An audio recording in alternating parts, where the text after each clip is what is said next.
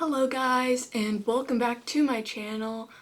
So today I'm going to be making just some things from my NaNoWriMo novel that I'm working on.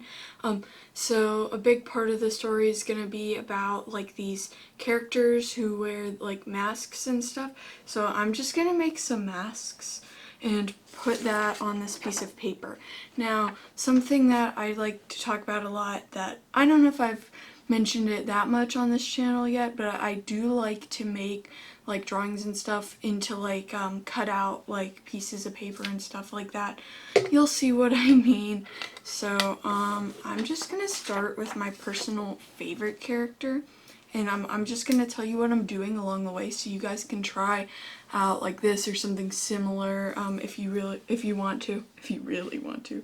Ooh, sounds edgy. But so I'm just gonna draw a circle real quick for my face, and then so this particular first thing, so all the masks are based off of like animals or insects or whatever I felt like. So this first character is going to be a moth. If it doesn't matter what way the shape is pointing, you can just draw your shape and cut it out.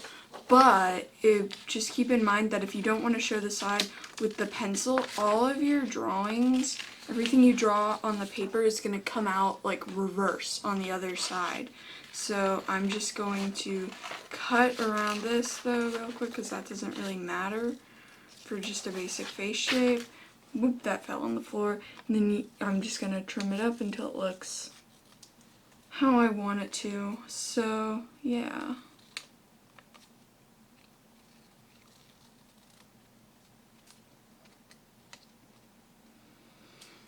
Okay, so now I have my little face shape here. Let me hold that up to the camera.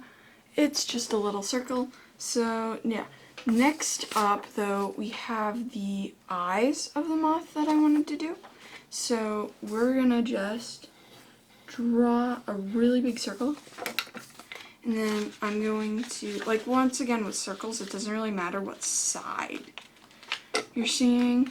So you can just draw that on without having to draw anything reverse the way you want it to point.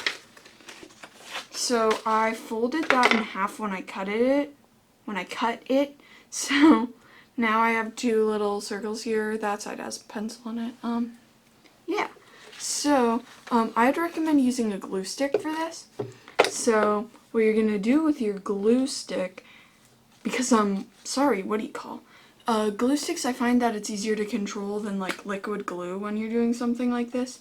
So, and it doesn't like soak through the paper or anything, so you don't have to worry about how much you're using. I would actually be very interested in using glue dots for a project like this or something to add more dimension to it sometime, but I don't know. I just don't have glue dots, so I just use a glue stick. And that also just keeps it flatter if you want a flat shape. So then you're gonna glue that on, and just pay attention to how you did this, because if you want a perfect circle, you can drag out a compass or something you can trace, but I wanted a circle with a little bit of shape to it, and I wanted the eyes to like stick off of the face a little bit, because that's how moths kind of look. So let me hold this up to the camera real quick so you could see it. It almost looks like a little alien face. It's cute, in my opinion. You may have your own opinion. Whoop, that fell. So then we're going to close up our glue stick. Our glue stick has hair in it. So next up, I wanted to do a cute little mouth shape. And the way I'm going to do this is I'm going to take a little snippet of black paper, fold it in half like so. Bloop, bloop, bloop. Then I'm going to trace half of the shape that I want. Then I'm going to cut out my nose around the part that's actually together, so that way I can get the full shape, but it'll be the same on both sides, so it'll be symmetrical, because I wanted to get a lot of symmetry in this. I mean, I could have done more symmetry-wise by cutting the face shape out like this, but I didn't feel like it, so looks like a little dog nose, but that's okay. It's cute in my opinion. Actually, let's trim it down a little. It's a little big.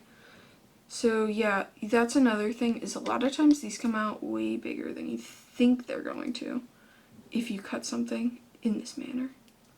Okay, so now I have my smaller moth nose. It looks almost like a beak, and I'm just gonna attach it to this. Sorry, my sleeve is coming untied, but I just don't have the time to fix it. I got this really nice shirt at at the mall. I don't know, I forget where it was, but it has sleeves that tie into little bows, and this one keeps coming undone for some reason, and I just cannot get it to tie. So next up, the pretty big feature of a moth. Actually, let me show you my progress.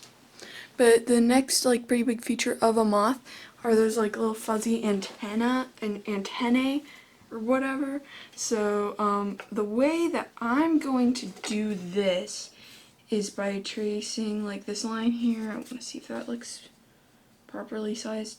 And I'm going to draw it like I'm drawing on one side of the head, but since I'm going to mirror this around, this is going to end up on the other side of her head, but it's gonna be the same because I'm going to flip this over to make it symmetrical. And I'm just going to draw these little triangles coming off of these little curvy triangles. So that way we get the illusion, I don't like the way that looks, that way we get sort of an illusion of fur, because it's very hard to make fine things, especially when you're working with just scissors and not a knife or anything. So sometimes it's easier when you're doing smaller things like this to just cut out the area that you would be cutting in anyway, so that way you have a little more control over your paper. So we're gonna fold this in half. So yeah, I'm holding that towards me, but I'm just gonna attach these really quick to her head. Okay, so here you go. Now notice how this isn't taking me very long. That's because I've broken this up into very small or very basic shapes. So I'm going to lay her on the paper, but I'm not going to officially glue her there yet, because that's going to really dictate where I can put my other pieces if I change my mind about positioning later. So I'm going to just clean up my scraps here, and I'm going to put them on a piece of paper that I have down here to make it easier to clean.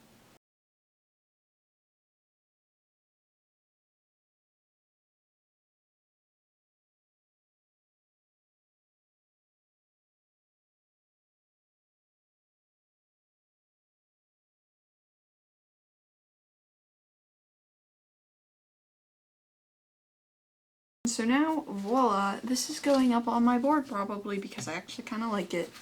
Even though I don't like all the individual pieces necessarily, I think it looks pretty darn cool. So I'm finally done with my monstrosity. Thank you so much for sticking with me. Yeah, anyway, thank you so much for watching. Thank you so much for all your support and sticking with me and being great people and just I'm really freaking out right now because I want to express my gratitude, but I'm really tired. Really tired. Thank you so much for watching. See you next time. Bye bye.